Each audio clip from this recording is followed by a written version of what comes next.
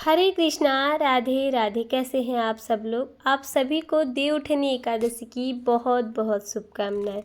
तो देवउठनी एकादशी पर देव कैसे बनाए जाते हैं और देव कैसे उठाए जाते हैं, इसी की सरल विधि मैं आज आप लोगों को बताने वाली हूँ। देव बनाने के लिए हमने जो लाल मिट्टी, जिसे हम गेरू बोलते हैं, वो ले लिया है। उसको पहले भिगा लिया था।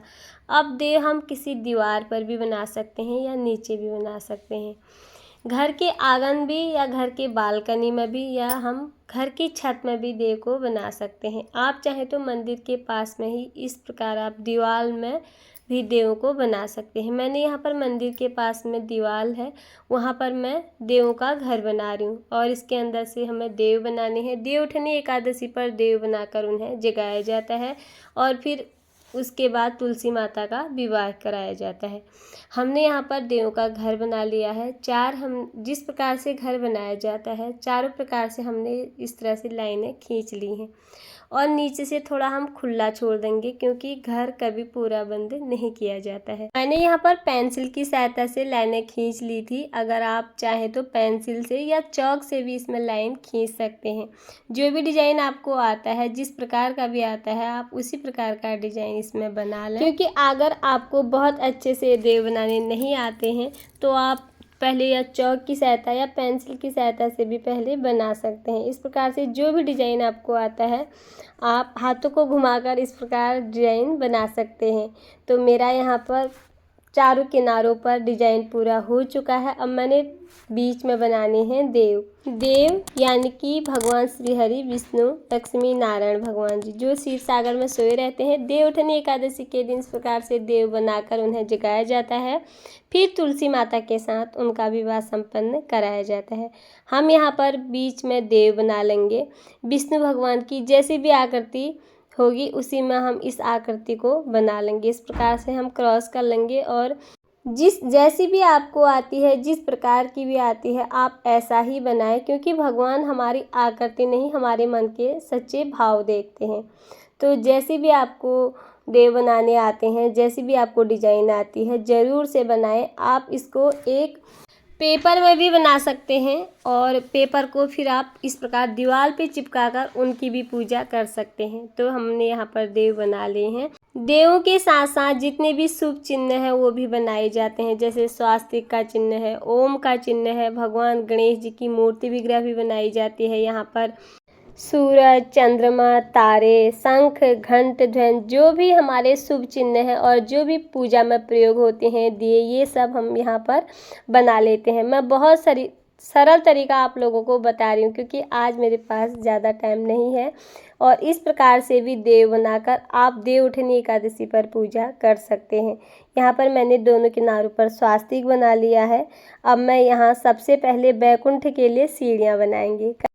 देवउठान एकादशी पर ये सीढ़ियाँ इसमें ज़रूर से बनाई जाती हैं और ये सीढ़ियाँ ही हमें बैकुंठ तक पहुँचाती हैं। बैकुंठ के जाने के लिए सीढ़ियाँ बनाई जाती हैं और इस प्रकार से हम यहाँ पर फिर 5 पंचदेव फिर से बना लेंगे, जिसे 5 पांडव बोलते हैं और ये भगवान श्री नारायण बोला जाता है। इस प्रकार से फिर हम पंचदेव यहाँ पर क्रॉस कर लेंगे और पंचदेव फिर से बना लेंगे। यहाँ पर हमें एक तुलसी का गमला भी हमें ज़रूर से बनाना है। भगवान श्री हरि को तुलसी बहुत अधिक प्रिय है। तुलसी हमेशा उनके सामने ही विराजमान रहती हैं। ये देव लाल गेरू से ही अधिकतर बनाए जाते हैं। आप चाहे तो सफ़ेद जो चूना होता है उससे भी बना सकते हैं। अगर आपको लाल गेरू ना मिले तो फिर आप सफ़ेद चूने से बना सकते हैं। सफ़ेद चूना भी किसी कारणवश नहीं मिल रहा है तो फिर आप लाल रोली से भी ये देव को बना सकते हैं। देवउठनी एकादशी पर कुछ लोग सुबह ही देव बना लेते हैं और कुछ लोग दोपहर तक देव को बनाते हैं, क्योंकि हम सुबह इस 10-11 बजे तक देव बना लेते हैं। देव फिर बनाने के बाद उन्हें ढक दिया जाता है और इस प्रकार से फिर जब संध्या के समय शाम को उन्हें उठाया जाता है, फिर उनके विवाह तुलसी माता के साथ कराया जाता है। देवों को उठाकर ही माता तुलसी जी के साथ उनका विवाह कराया जाता है। अब हमने जहाँ दीवार पर आप लोगों ने देव बना रखे हैं, तो आप नीचे ही इस प्रकार से उनके लिए एक रास्ता बना देंगे। रास्ता बहुत ज़रूरी है। हमें यहाँ पर इस प्रकार से गोल करके रास्ता बना लेना है 7 बार घुमा करके।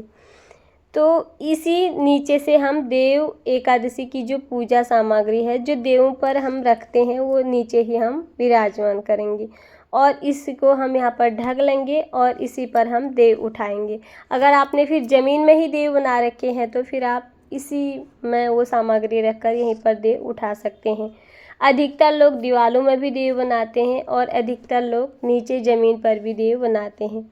पर जहाँ भी बनाएं ऐसी जगह पर बनाएं जहाँ आपका पैर बिल्कुल ना लगे। मैंने यहाँ पर एक पटा इसीलिए लिया है क्योंकि यहाँ पर हम यहाँ पर मंदिर के आसपास है, अगर हम सफाई करेंगे तो हमारा यहाँ पर पाँव ज़रूर से लगेगा। मैंने यहाँ पर इसलिए एक पटा ले लिया, चौकी ले ली, उसी के ऊपर से मैंने ये रास्ता बना लिया है, घर देवों के घर में जाने का रास्ता बना लिया। उसके बाद घर के जितने सदस्य हैं उनके पाँव के निशान यहाँ पर बनाए जाते हैं, उनके पैर बनाए जाते हैं और 2 पैर एक्स्ट्रा बनाए जाते हैं जो हमारी आने वाली पीढ़ी होती है उनके लिए। और यहाँ पर गाय के चरण, गौ माता के चरण भी बनाए जाते हैं जिसे हम गौ के खुर भी बोलते हैं। और उसी के साथ ही गौ माता के जो बछड़े होते हैं उनके चरण भी यहाँ पर बनाए जाते हैं। आप चाहें तो यहाँ पर गुलाब के पुष्प, कमल के पुष्प और बहुत सारी रंगोली भी बना सकते हैं, इसको और डेकोरेट कर सकते हैं। मैं यहाँ पर आपको डेमो वीडियो है बना करके, थोड़ा बहुत ही बना करके दिखा रही हूँ। तो इस प्रकार से मैंने यहाँ पर देव बना लिए हैं। देवों का घर और चरण और गौ माता के चरण ये सब कुछ बन गया है। इस प्रकार से मेरा ये देव बने हुए हैं और इस प्रकार से इनका घर बना हुआ है। तो बहुत सरल तरीक़ा से मैंने आप लोगों को बताया है और यहाँ पर मैंने थोड़ा बहुत डेकोरेट कर लिया है, स्वास्तिक बना लिया है, गुलाब के पुष्प बना लिए हैं दोनों किनारों पर और चरण बना लिए हैं, गौ माता के भी मैंने चरण बना लिए हैं। अब इसी के ऊपर से हमें जो भी देव उठाने के लिए जो भी सामग्री रखी जाती है देव उठनी एकादशी पर भगवान जी के लिए, उसी को मैं यहाँ पर रखूँगी। थोड़े से हमें अनाज रखना होता है, अनाज में आप गेहूँ, जौ, बाजरा कुछ भी रख सकते हैं, चावल नहीं रखने होते हैं। और उसी के साथ ही जो हमारी फसल होती है, जो मौसम की फसल होती है वो रखी जाती है। इस समय गन्ने की फसल होती है, थोड़ा गन्ना रखा जाता है, अगर आपके पास है तो ज़रूर से रखें। मूली है, सीजन की सब्जी मूली रखी जाती है, जो भी हरी सब्जियां हैं वो रखी जाती हैं। देव उठनी एकादशी से हम सारी हरी सब्जियां को आप खा सकते हैं। उसके बाद ऋतुफल रखेंगे, कोई भी ऋतुफल आप रख सकते हैं, आम, अमरूद, केला और आंवला इस पूजा में ज़रूर से रखें अगर आपके पास है तो। इसमें और सिंघाड़े का भोग ही इस एकादशी पे लगाया जाता है, सिंघाड़ा हमें ज़रूर से रखना है।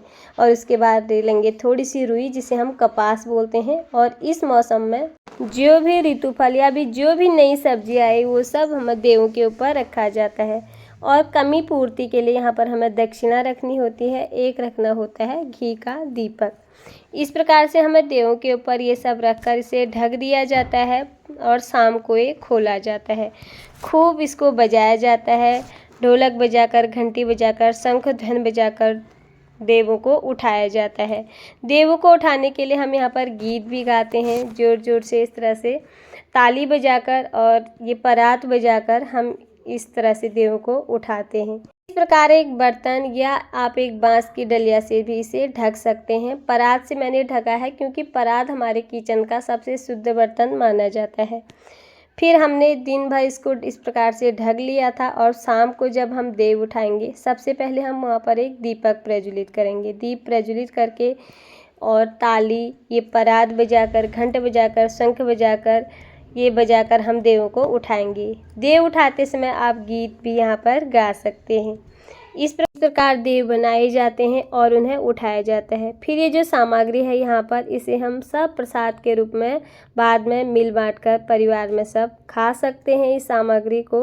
और जो यहाँ पर दक्षिणा रखी है वो बच्चों को दे देते हैं और मिल बांट कर सभी बच्चे से बांट लेते हैं घर के ही। और जब भगवान श्री हरि विष्णु को सबसे पहले उठाते हैं, एक तुलसी की मंजरी उन्हें समर्पित करते हैं। उसके बाद उन्हें जल के छींटे लगाकर स्नान रूपी भाव से स्नान करा देंगे, पुष्प समर्पित कर देंगे और उन्हें पीले चंदन से तिलक कर देंगे। इस तरह से इनकी पूजा की जाती है, इस तरह देव बनाए जाते हैं, इसी तरह उठाए जाते हैं। तो और जब भी हम शाम को देव उठाते हैं पूरे परिवार के लोग वहाँ पर आते हैं, सब घंट, शंख, धन करके परात को बजाकर ताली बजाकर देवों को उठाते हैं। पूरे परिवार के लोग वहाँ पर बैठकर हम आप चाहे तो भजन भी कर सकते हैं।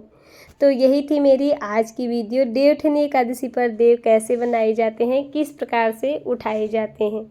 आप लोगों को अगर वीडियो थोड़ी बहुत भी पसंद आए, अगर आपको आज की वीडियो थोड़ी बहुत भी यूजफुल लगे तो प्लीज़ इस वीडियो को ज़्यादा से ज़्यादा लाइक कर दीजिएगा। चैनल में पहली बार आए हैं तो चैनल को सब्सक्राइब करना बिल्कुल ना भूलें। फिर मिलती हूँ आप लोगों से किसी और वीडियो में, तब तक के लिए हरे कृष्णा, राधे राधे।